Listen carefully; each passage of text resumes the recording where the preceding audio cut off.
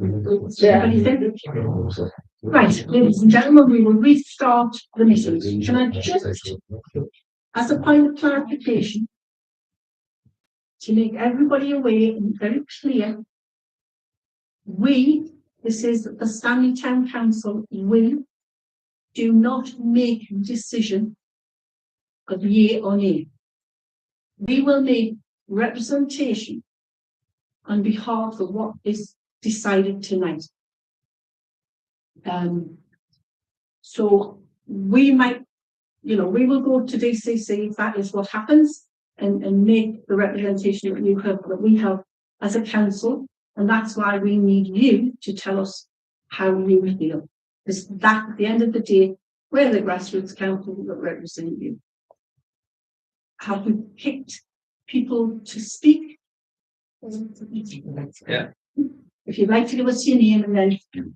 My name is Geraldine Hunt, H-A-N-N-E-I.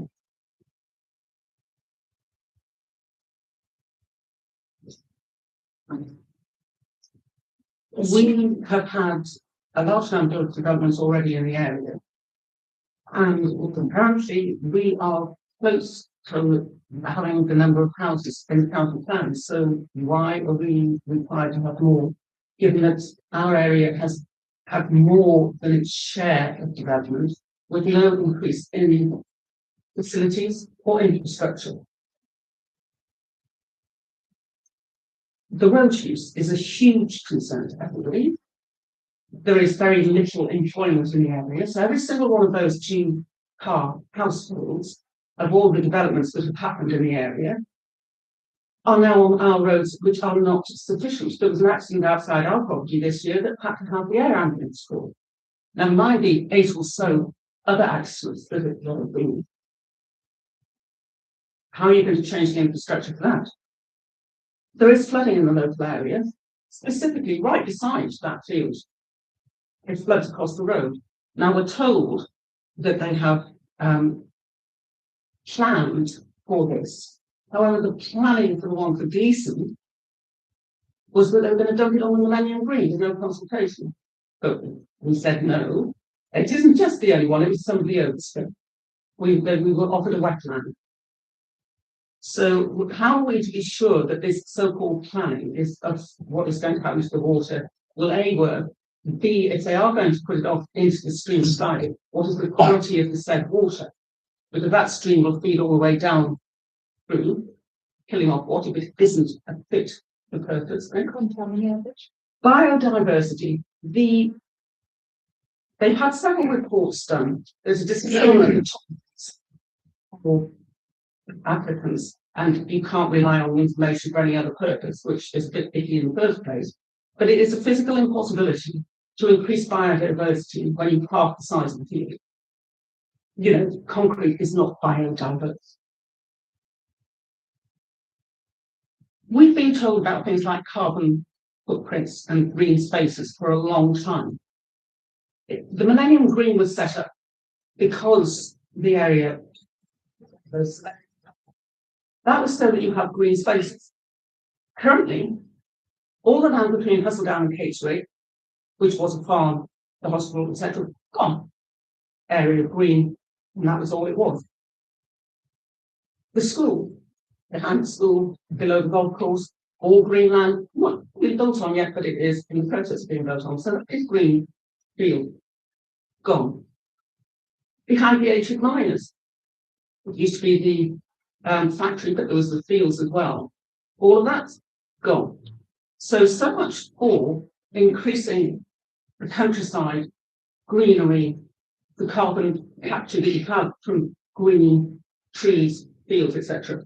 All of that's been taken. And this little other bit now is going to be taken for depots, which, according to the county plan, aren't really needed. I missed anything. Well, Peter Richardson, my concern is obviously maybe if you want to get married next year and want to have children. There's all the stress already on the infrastructure, i.e. schools. If we had 2 kids, we might have one go to the school at the pond, no pond, the other one couldn't go in there. Edmondsley, could be Saxon, depends if and where you get spaces. That's not nice. Like, kids who live together should go to school together. It's not just like my children, so they're already in the village. You go to schools now, not a lot of kids can tell you what, say, for example, a bird flies over, it's a bird. You couldn't tell you the name of them. We've got a space where we're singing different birds. And the top half of the proposing a building on, the person who had it, they had emus in. The school kids come along, happy to see them, want to see the dinosaurs, asking questions about them. Now they've gone, because this has come through, they've sold them, because they know what to do with them. It's the education of the kids that you don't realise is going. It'll get to the point where people who want to have families will go look elsewhere. Then you're going to end up with all these houses with an Asian population or empty.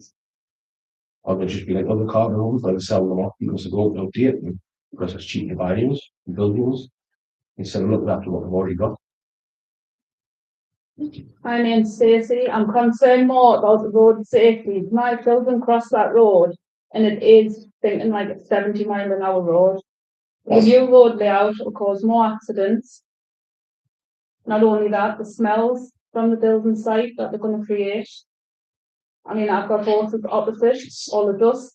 People live around there, all the dust, the contamination going into the airspace. Nobody wants the house up there. Overlooking properties, giving away people's privacy. It's more the safety of the road. The road isn't built for a new housing estate. My name's Alex. I just wanted to quickly say as well, building new houses, it's a pit village. A lot of things isn't historic, and building brand new houses just wouldn't fit in and make it look like another city. That's it's done from that. You call what's Craghead? It's a village. Any more infrastructure? Are we going to be a town? Yeah. Are we going to be a city? I've done a quick calculation, just I know the numbers didn't actually get mentioned, but since 2008, obviously with the new plans proposed, there's 181 for Gleason's, 288 for Persimmons and Dunelm, another 88 for Gleason's, 88 for Belways, 30 proposed for Carbon Homes. That's, if you average that on 3-person household, that's around 2,000 increase since 2008. I've looked on your actual letter, what you sent out here in 5.29, the level of service provision within the village is clearly suitable for a developed scale of residents that can access shops, school, medical services, and local amenities by foot. We've got one less shop. We've got one less shop than what we had in 2008. Can I just explain? It's not Stanley Town Council that sent that document to Right. Durham Town Council. Right. Not us. Not you, yeah. So that's encouragement of using our shops, medical services, schools with one less shop than what we had with 2,000 people in a small rural big village. I also just wanted to say, my mum is a nurse at Prague House doctors. She couldn't make it tonight, but she did ask me to say that she doesn't get enough payment patients as is.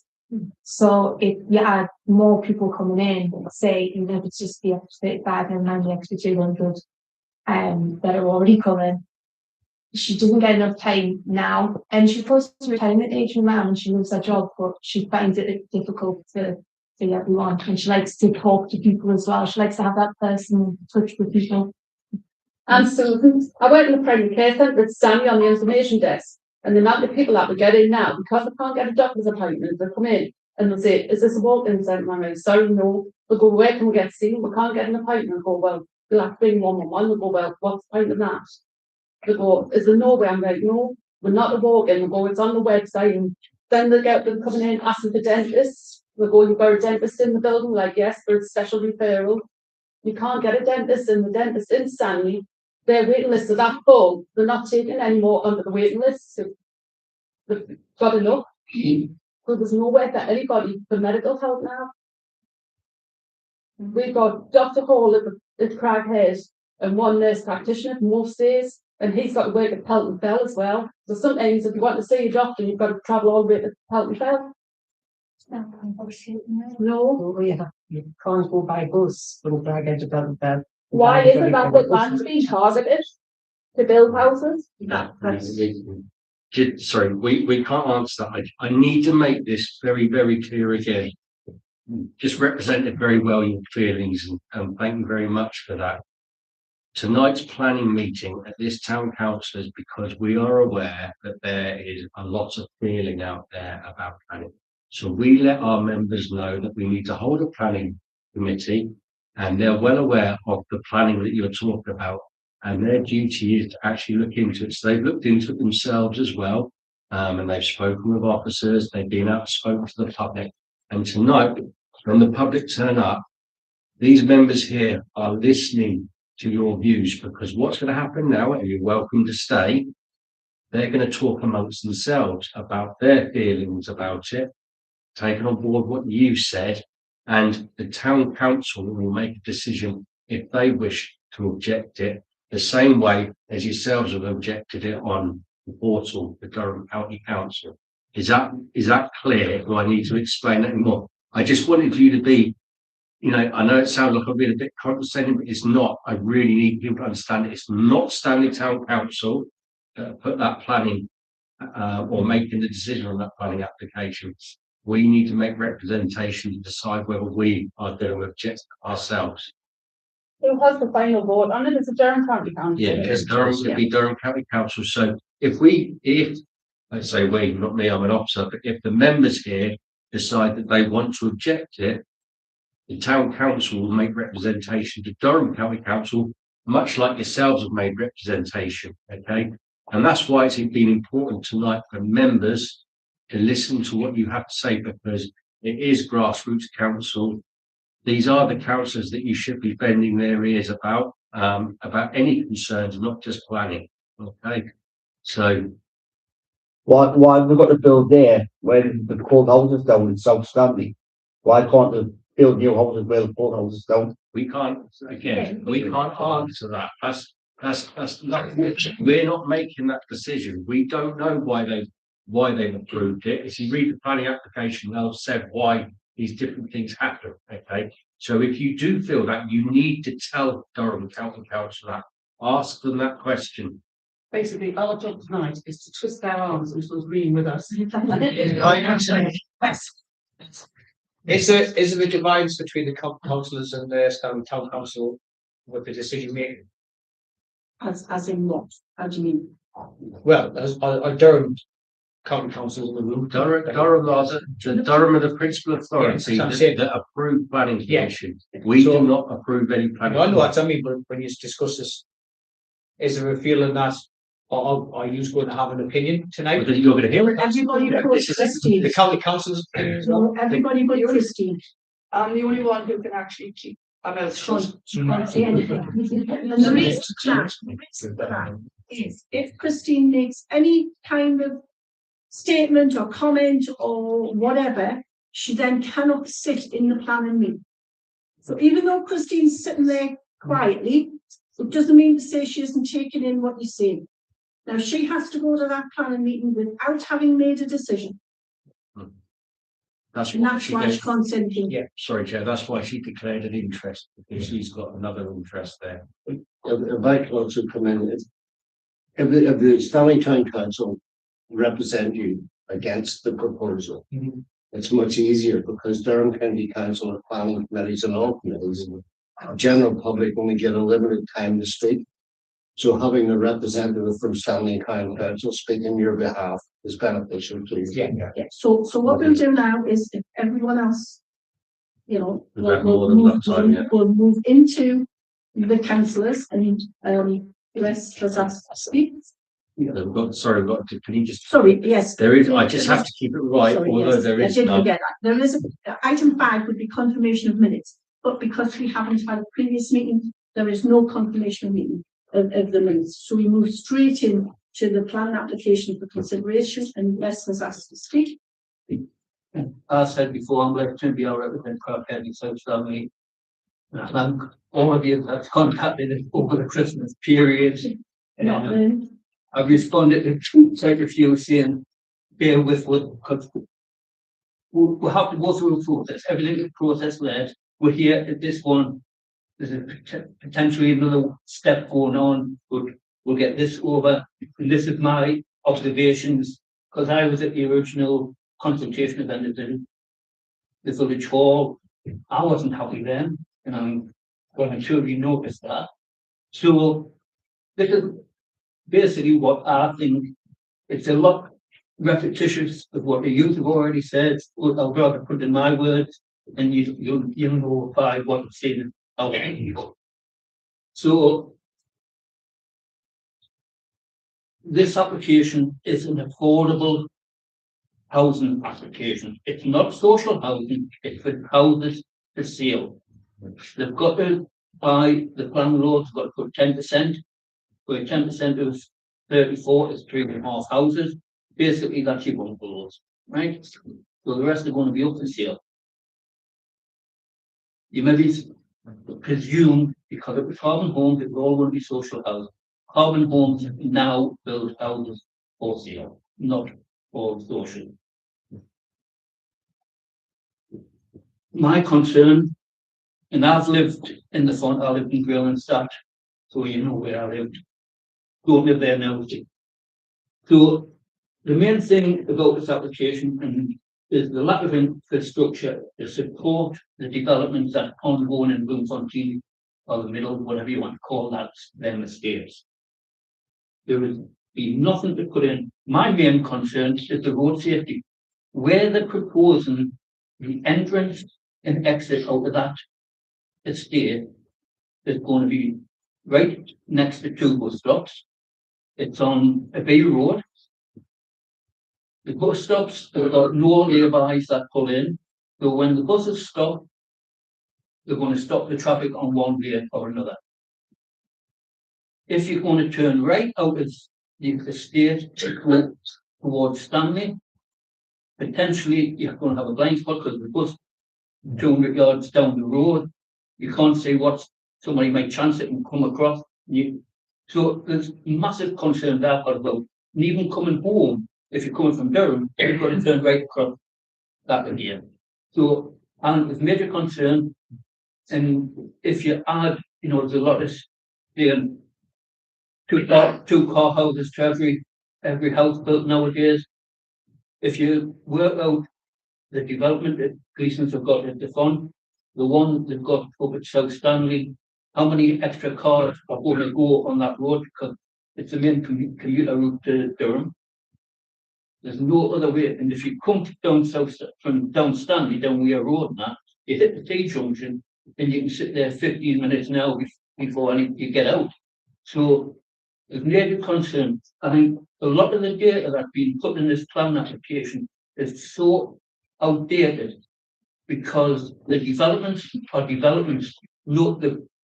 How do you bring data when you haven't got their houses complete? But you've got to think, in the plan committee, we've got to think how many extra cars and traffic's going to be on when them developments are finished, because they're all going to come along that big 6532.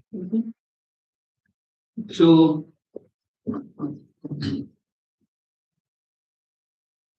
we've heard so much about GP practice.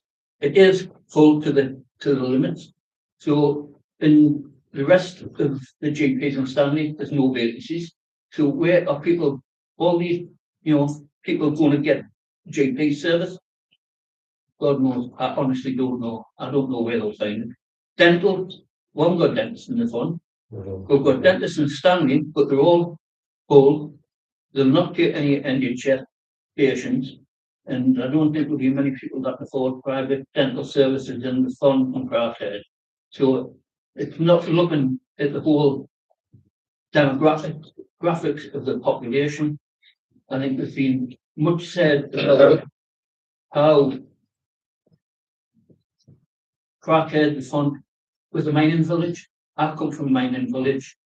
I know people are proud of their heritage, and we're not going to be a little mining community.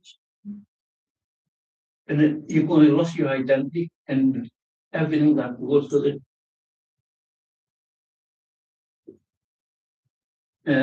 I've had lots of phone calls from people from Terrace with issues about the height of the land of Cheetah Terrace to the height of the development and the risk of flooding, because that's going to be high development, and they're going to have houses overlooking to their gardens and privacy. And there's nothing in there to say how we're going to stop flooding going down that little footpath. So I've got massive worries about the whole thing. And it's never had it developed. It's always been meadowland. It's been nothing. There's mine workings underneath. You know, every place in Stanley's got mine workings somewhere underneath it, depending on how far you go down it. But that's been meadowland for forever. And to lose that habitat to wildlife, birds, insects, deer, where's the biodiversity? And a lot of the reports on this are absolutely so outdated. They don't care about it. And to the gentleman, I don't know why Carbon's picked this little spot. I haven't a clue. I would like to know myself. But going on, like I say, the knock-on effect of building on that land, the drainage. There's two, for me, there's two, and you know, people said, have you read all these? Yes, I have.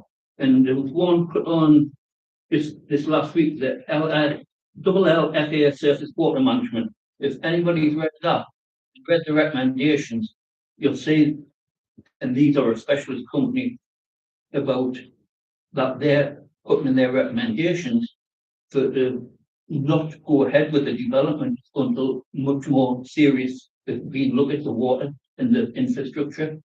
And the coal board, if you've seen they're saying to halt this at the time because there hasn't been enough detail, because mine workings are underneath that land, out deep. So both the coal board and the LLSA, if you've got time, read them and the recommendation. They have the same concerns as what we have, and what I have, what you have. So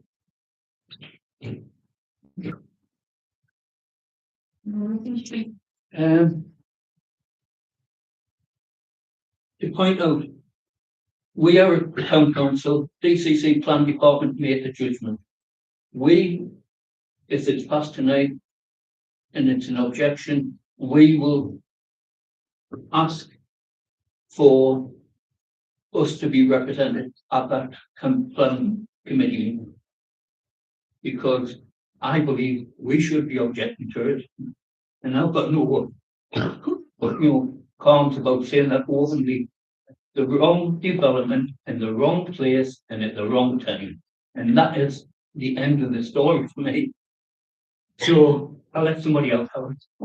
Yeah, I'd just like to second everything that Councillor Tingley said, and just add to it.